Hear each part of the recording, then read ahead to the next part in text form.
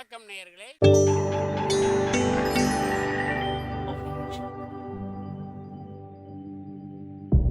மகிழ்ச்சிக்கோர் தென்கட்சி என்ற அலைவரிசையில்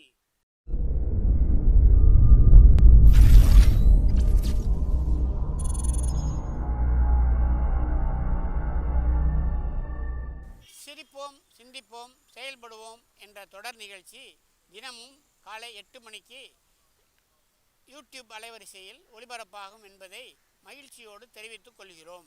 இந்த உலகத்தில் மனுஷன் எவ்வளவோ தவறுகள் செய்கிறான். அதுக்கெல்லாம் என்ன காரணம்? அதை பற்றின ஆராய்ச்சி தான் இன்றைக்கி. இதுக்கு ஆராய்ச்சி என்னத்துக்கு? அது தெரிஞ்ச விஷயந்தானே அப்படின்னு நீங்கள் நினைக்கலாம். ஆனால் அப்படி அலட்சியமாக இந்த விஷயத்தை விட்டுறக்கூடாது. பொதுவாக எல்லோரும் நினைக்கலாம், எது சரி எது தவறு அப்படின்னு தெரியாததுனால தான் மனுஷன் தப்பு பண்ணுறான் அப்படின்னு. ஆனால் அப்படி சொல்லிட முடியாது. மனுஷன் தெரிஞ்சே தான் தவறுகள் பண்ணுறான். இப்போ உதாரணத்துக்கு ஒரு சாலையில் இடது பக்கம் போக வேண்டிய ஒருத்தர் நடுக்கோட்டை தாண்டி வலது பக்கமாக வண்டியை ஓட்டிகிட்டு போகிறாருன்னு வச்சுக்கோங்க. என்னப்பா இது தப்பு இல்லையா அப்படின்னு அவர்கிட்ட கேட்டால், அதெல்லாம் எனக்கு தெரியும், நீ உன் வேலையை பார்த்துட்டு போ அப்படிம்பார். வலது பக்கமாக போகிறது தப்புன்னு தெரிஞ்சே தான் அவர் அப்படி செய்கிறார், அப்படி போகிறார். பெரிய உத்தியோகத்தில் இருக்கிறவங்க கூட லஞ்சம் வாங்குகிறாங்க. அவங்களுக்கெல்லாம் லஞ்சம் வாங்குறது தப்புன்னு தெரியலன்னு அர்த்தம்? திருடுறது தப்புன்னு தெரியாமலாம் மனுஷன் திருடுறான்? நல்லாவே தெரியும். நீங்கள் வேணும்னா கேட்டு பாருங்கள். வேறு வழி இல்லை, அதனால தான் திருடுறேன்பா. திருடுறது ஒரு புண்ணியமான காரியம்னு திருடனே கூட சொல்ல மாட்டான். திருடுறது தவறுங்கிறது திருடனுக்கு தெரியும் அப்படிங்கிறத விளக்கிறதுக்காக ஒரு பெரியவர் ஒரு கதை சொன்னார். அதாவது 2 திருடர்கள் 2 பேரும் சேர்ந்து ஒரு வீட்டுக்கு போய் ஒரு 10,000 ரூபாயை திருடிட்டு வந்துடுறாங்க. ஒரு காட்டு வழியாக வந்துக்கிட்டு இருக்கிறாங்க. இன்னும் விடியல. 2 பேருக்கும் தூக்கம் கண்ணை சுற்றுது. சரி, இப்படியே ஒரு மரத்தடியில் படுத்து தூங்குவோம், காலையில் விடிஞ்சதும் இந்த பணத்தை 2 பேரும் பங்கு போட்டுக்குவோம் அப்படின்னு முடிவு பண்ணுறாங்க. அதே மாதிரி படுத்து தூங்குறாங்க. நடு ராத்திரியில் ஒரு திருடன் முழிச்சிக்கிறான். விடிகிற வரைக்கும் காத்துக்கிட்டு இருந்தால் 5,000 ரூபா தான் கிடைக்கும், இப்போவே கம்பி நீட்டினா 10,000 ரூபா கிடைக்கும் அப்படின்னு யோசித்து பார்த்துட்டு ஒரு முடிவுக்கு வந்தான். மெதுவாக அந்த 10,000த்தையும் சுருட்டிக்கிட்டு அடுத்தவனுக்கு தெரியாமல் ஓடி போயிட்டான். விடியுது. அடுத்தவன் எழுந்திரிச்சு பார்க்குறான். பணத்தையும் காணலை, பாகஸ்தனையும் காணலை. இந்த திருடன் அந்த திருடனை திட்டுறான். திருட்டு பய, அயோக்கிய பய, இப்படி அநியாயமாக கிளப்பிட்டு போட்டானே அப்படிங்கிறான். இதிலேருந்து என்ன தெரியுது? தெரியாமல் எடுத்துக்கிட்டு போகிறது திருட்டு, அயோக்கியத்தனம், அநியாயம் அப்படிங்கிறது இவனுக்கு தெரிஞ்சிருக்குது.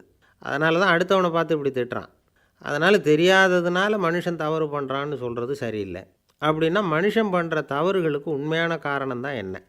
இதே சந்தேகம் அர்ஜுனனுக்கும் வந்துதான். அதனால தான் அவன் பகவானை பார்த்து கேட்குறான். மனுஷன் தன் விருப்பத்துக்கு விரோதமாக ஏதோ ஒரு சக்தியினால் பலாத்காரமாக இழுக்கப்பட்டது மாதிரி பாவம் பண்ணுறானே, அந்த சக்தி என்ன அப்படின்னு கேட்குறான். இதுக்கு பகவான் பதில் சொல்கிறார். காமமும் குரோதமும் தான் அந்த சக்திகள், அதாவது ஆசையும் சினமும். இது 2ம் உன்னுடைய எதிரிகள் அப்படிங்கிறத புரிஞ்சுக்கோ அப்படிங்கிறார். இன்னமும் நுணுக்கமாக பார்த்தா காமத்தினுடைய மறு உருவங்கள் தான் குரோதமும் லோபமும். ஆசை நிறைவேறலைன்னா குரோதம், அதாவது கோபம். ஆசை நிறைவேறிட்டதுன்னா லோபம், அதாவது பேராசை. பாவத்தை கண்ட்ரோல் பண்ணணும்னா அதுக்கு மெயின் சுவிட்சு எது அப்படிங்கிறது இப்போ தான் தெரியுது. அதுக்கு மனுஷன் தெரிஞ்சே தான் தவறு பண்ணுறான் அப்படின்னு பேசிக்கிட்டோமே. அதுக்கு ஒரு உதாரணம். ஒரு ஆள் ஹோட்டலில் சாப்பிட போனான். சாப்பிட்டு முடித்தான். எழுந்திரிச்சு முதலாளிகிட்ட பில்லை கொடுத்தான். காசை கொடுக்கல. முதலாளி பணம் கொடுன்னு கேட்டார். இவன் என்கிட்ட பணம் இல்லைன்னா. முதலாளி கொஞ்சம் கூட அலட்டிக்கல. உள்ளே இருந்து ஒரு ஆளை கூப்பிட்டார். இவனை கூப்பிட்டுக்கிட்டு போய் இட்லி மாவு ஆட்ட சொல்லுன்னார். இவனும் கவலைப்படாமல் உள்ளே போயிட்டான். அப்போது அழைச்சிட்டு போகிற ஆள் கேட்குறான், ஏன் சார், சாப்பிட்றதுக்கு முன்னாடி காசு இல்லைங்கிறது உங்களுக்கு தெரியாதா அப்படின்னு கேட்குறான். தெரியும், காசு இல்லைங்கிறதும் தெரியும், காசு இல்லாமல் சாப்பிட்டா மாவாட்டணுங்கிறதும் தெரியும் அப்படின்னா அந்த ஆள். அப்படின்னா நீங்கள் உங்கள் வீட்லேயே சாப்பிட்ருக்கலாமே அப்படின்னு கேட்குறான் அவன். அதுக்கு இவர் சொல்கிறாரு, அது எப்படி, அங்கே சாப்பிட்டாலும் நான் இதே வேலையை தானே செய்ய வேண்டியிருக்கும் அப்படின்னாராம். ஐயா தென்கட்சி கோ சுவாமிநாதன் அவர்களின் மகிழ்ச்சிக்கோர் தென்கட்சி தொடர் நிகழ்ச்சியினை கேட்டு பயன்பெறுங்கள். நிகழ்ச்சியினை பிடித்திருந்தால் உங்களுக்கு கமெண்ட் பாக்ஸில் உங்கள் கமெண்ட்டுகளை பதிவு செய்யுங்கள், ஷேர் செய்யுங்கள், லைக் செய்யுங்கள், கண்டிப்பாக சப்ஸ்கிரைப் செய்யுங்கள். நன்றி, வணக்கம்.